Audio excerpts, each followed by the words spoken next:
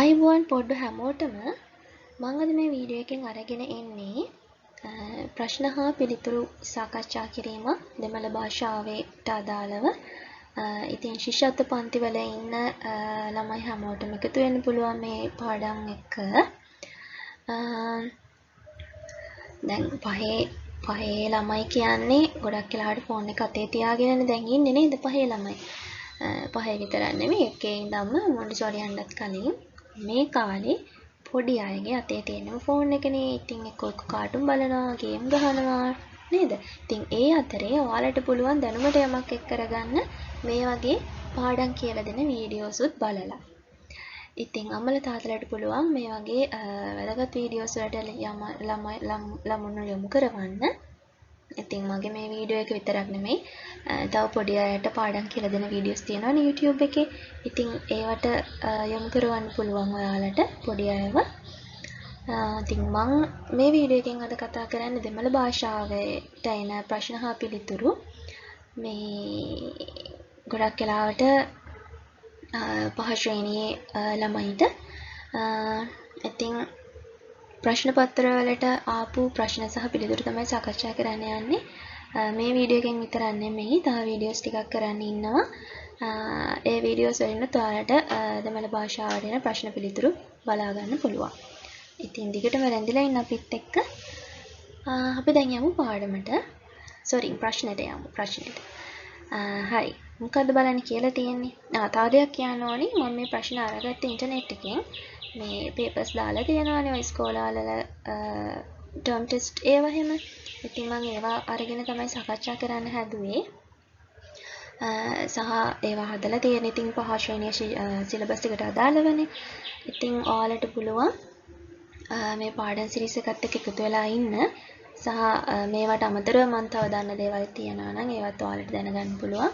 පාඩම අතරමැද සාකච්ඡා කරද්දී. ඉතින් දිගටම රැඳිලා ඉන්න කියලා ඔයාලට ආරාධනා කරන ගමන් යමු අපි පාඩමට. බලන්න මොකද්ද කියලා තියෙන්නේ කියලා. කියලා තියෙනවා සුදුසු අකුර තෝරා වචන සම්පූර්ණ කරන්න කියලා. හරි. වචන 10ක් දීලා තියෙනවා හිස්තැන් එක්ක. එතකොට ඒ හිස්තැන් වලට එන්න පුළුවන් අකුරු ටික දීලා තියෙනවා වෙනම. ඔයාලට මාක්ස් දීලා තියෙනවා 20ක් නේද?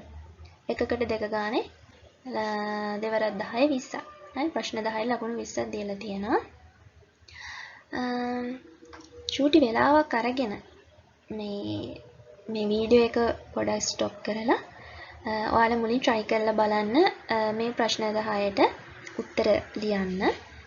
ඊට පස්සේ අහපොව මේ වීඩියෝ එක කන්ටිනියු කරලා බලන්න ඔයාගේ උත්තර ටික හරිද කියලා. හරිද? හරි.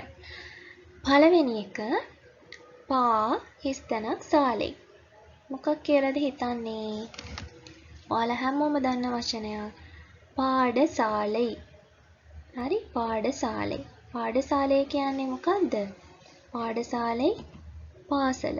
පළවෙනි එකට එන්නේ පාඩසාලේ. දෙවෙනි එක ක හිස්තැනක්. ක හිස්තැනක්. මොකක් වෙන්න පුළුවන්ද වචනේ? මෙතෙන්ට එන්නේ කන්. කන් කියන්නේ ඇස. කන් ඇස. හරි. ඊළඟ එක අ හිස්තැනක් යුංගල්. අ යුංගල්. මේක යුංගල්. උංගල් වලින් ඉවර වෙනවා කියන්නේ මේක මොකක්ද? ඔයාලට කියලා දීලා තියෙන ක්‍රියාපදයක් මේක නේද? මෙතන තියෙන අකුරු දිහා බැලුවහම උත්තරේ වෙන්න ඕනේ අලියුංගල්. අලියුංගල් කියන්නේ මකන්න නේද? අලියුංගල් කියන්නේ මකන්න. ඊළඟ වචනේ රෝ හිස්තැනක් උප්පු. රෝසාප්පු. රෝසාප්පු. රෝසමල. රෝසමලට අපි කියනවා රෝසාප්පු කියලා. පස්වෙනි එක කි හිස්තැනක්. කි හිස්තැනක්. මොකක් වෙන්න පුළුවන්ද? කී හිස්තැනක්. කිලි. කිලි කියන්නේ ගිරවා. හරිද? එතකොට කිලි කියන්නේ ගිරවා. මෙතෙන්ට එන්න පුළුවන් ලියන්න. කිලි. හරි කිලි ගිරවා. ඊළඟ එක අ හිස්තැනක් උල්. අ හිස්තැනක් මොකක් වෙන්න පුළුවන්ද? අනේ ළමයි මෙතන ඔයාලට ඕනි කරන අකුරු දීලා නැහැ. අඩුවෙන් තමයි දීලා තියෙන්නේ. මෙතනට එන්න ඕනි අනිල් කියලා. අනිල් කියන්නේ කවුද? අනිල් කියන්නේ ලේනනේ. එතකොට මෙතනට එන්න ඕනි මූර්තජ නියන්න. හරි? අනිල්. අනිල් කියන්නේ ලේනා. මූර්තජ නී තමයි එන්න ඕනි. ඒ අකුර මෙතන නැහැ. අනිල් ලේනා. ඊළඟට කා. කා නම් මොකක් වෙන්න පුළුවන්ද? මෙතන තියෙනවා දු. කාදු කියන්නේ මොකද්ද කාදු කියන්නේ? කන. කාදු කන. ඊළඟට යන්න හිස්තනක් උංගල්. මේකත් උංගල් වලින් ඉවර වෙලා කියන්නේ මේක ක්‍රියාපදයක්. හරි? මොකද්ද ඔයාලට උගන්වලා තියෙන ක්‍රියාපදේ? මේ යන්නෙන් පටන් ගන්න. ඉරුංගල්. ඉරුංගල්. ඉරුංගල් කියන්නේ ඉඳ ගන්න. නැත්තම් ඉන්න කියලාත් අපි කියනවා. ඉරුංගල්. ඊළඟ එක සූරිය හිස්තනක් උන්ති. සූර්යකාන්ති. සූර්යකාන්ති කියන්නේ සූර්යකාන්ත මලට. සූර්යකාන්ති.